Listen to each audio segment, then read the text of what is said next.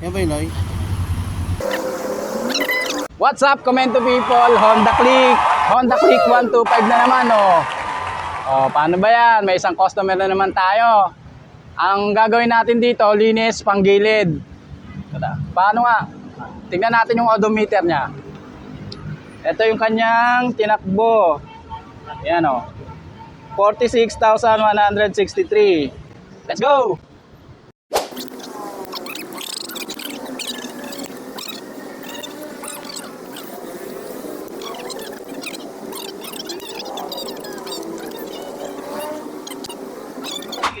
Oh, andito na tayo sa main issue natin, sa dragging. Ha? Hindi issue ang dragging, Komento people. Ang kailangan natin, linis. Ito yung mga common mistake ng mga mekaniko natin. Pag nagtatanggal sila ng clutch spring, ginagamitan nila ng flat screw. Flat screw, pagtanggal nitong spring, sinisikwat nila rito para matanggal. Wag nyong gagawin yun. Pag ginawa, once na ginawa ng mekaniko nyo yun, ng pinapagawa nyo ng motor shop, aba, sita-sitahin nyo na. Gamit kayo ng proper tools. Long nose o kaya mga tali. Sikwatin nyo lang to, yung santenga ng spring. Yan. Tanggal na kaagad. Diba? Basic lang. Basic lang yan, boy. Ito pa isang natin, diskarte natin para matanggal natin yung clutch spring natin. Lagay lang kayo ng tali rito. Hatakin nyo. Yan. Oh. Oh, diba? Basic. Ito kasi yung cost niyan. Ito, yung dulo niyan, pag clean-out screw mo yan, kumikis-kis dito. Oh, di nagkakaroon na ng damage.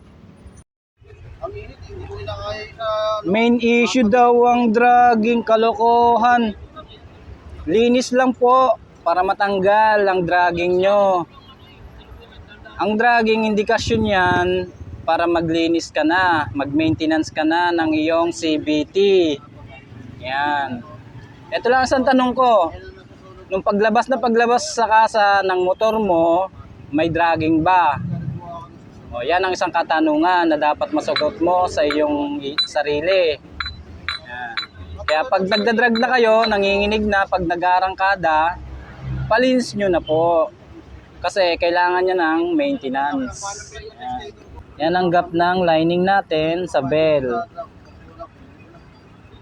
Napakaliit ng clearance. Yan, o. Maliit lang ang clearance niyan, Komento people. Yan. Pag nag-engage yung clutch mo sa bell, doon ka aandar. Napakaliit lang ng clearance niyan. May bagong gustong matuto. Shout out, Boy Negro. Yan. Try niya daw kung kaya niyang ibalik.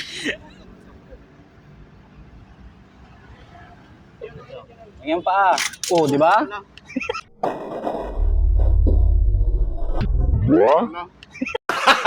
Gago! Oh, di ba?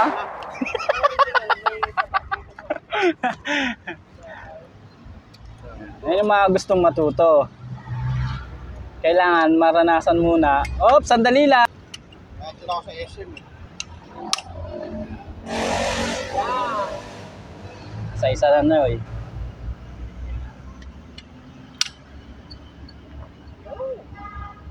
Bakit yun pala yan?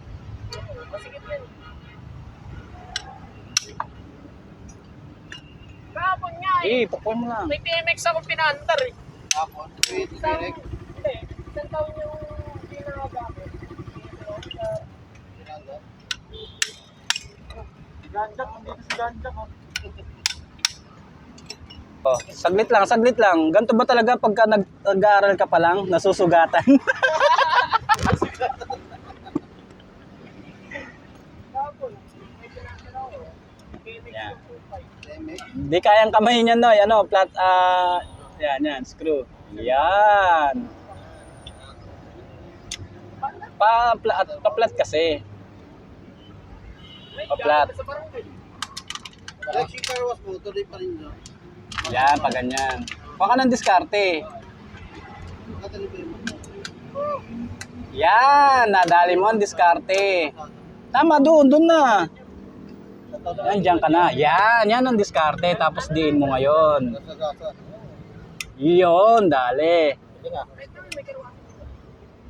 Yan, di ba? Pag tumunog na, okay na. Maganda ba ikaw? Pagka may ano ka, may... Kahit anong style yun ah. Yan. Marunong ko na rin eh. Yan. Kamayin mo lang. Buti nga, hindi pa kami nagbubukas. Sige, pinagbukas ka din. Wala na Yan. Pagka-smooth siyang pinasok, no, tama yun. Ito na, magre-react. Ano yung mukha? Sisirahin pa? Ay, huwag mo lang ikpitan! Oo, ano ka? Wawa kayo. Ganito. Ulang pa yan, ipasok mo na yun eh. Ganyan. Ay mo. Para saan yan? Para saan yan? Para may space dito. Para humaba yung belt, umabot hanggang dito. Okay, pasok mo. Ano mo ipasok yun? Tama, pasok mo na yan. Pasok mo na yan. Kaya gawin naman na tao. Okay, let's try. Ha?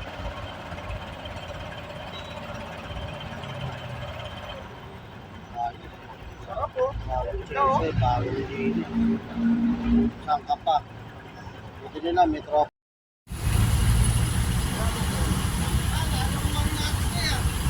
Ha? Patay kapit ka. Ano masasabi? Ayos, solid ang pag-ayos sa ano, ang ganda ng hatak. Nung ano to, pag pinapandar ko, bago sa kumanda ng hatak, kailan uminit muna siya eh. Ngayon, no, suwabe.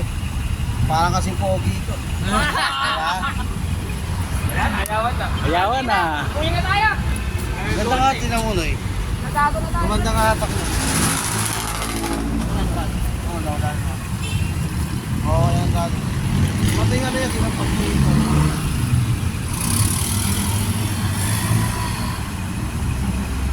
Hindi agad yung lakas ng ano yun, ng automatic. Agad dapat slide. Gago, wala pa ng preno yun. Pabitaw-bitaw ka. Ano pa ng peno, no? Ano po ko? Ikaw! May bisita tayo, pre!